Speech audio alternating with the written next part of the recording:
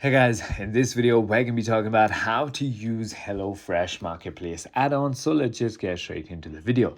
HelloFresh Market or Marketplace allows you to add extra items such as breakfast, lunches, snacks, desserts, sides, and pantry essentials to your weekly meal kit delivery. These items are selected alongside your weekly recipes and delivered together in one box.